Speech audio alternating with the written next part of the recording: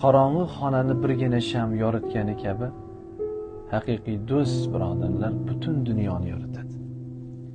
Nega? Qalbingizga huzur bag'ishlagan uchun sizga dunyo yorug' ko'rinadi. Bu holatni boshingizga tashvish tushganda do'stingizni yoningizdagi muomalasiga qarab bilasiz. Do'stning fazilati shundoq go'zal ekanki, dunyoda to'xtamas ekan. Og'ir mashaqqat mahshar maydonida oyoq qo'limiz qaltirab turganda ham u yordamga kelar ekan. Hatto jannatga kirganda ham izlanadigan do'st ekan.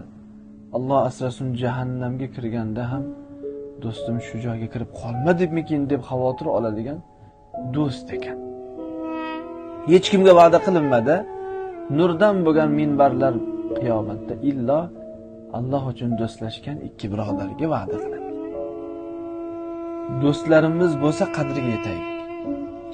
Aytadilarki, haqiqiy do'st seni boringcha qabul qiladigan, seni xatolaring ila qabul qiladigan, seni kamchiliklaring ila qabul qiladigan, seni yutuqlaringni oshirib ko'rsatadigan haqiqiy do'st bo'ladi. Mashaqqatda yoningizda turmadimi, u bilan tabassum ila xayrlashib qo'yavering.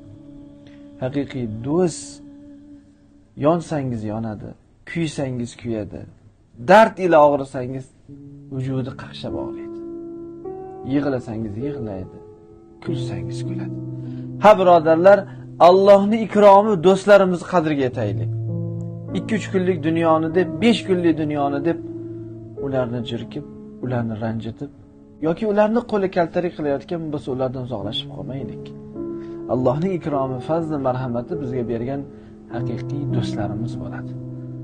Do'stlarimizni Alloh salomat qilsin. Biz do'stlarimizni Alloh uchun yaxshi ko'ramiz.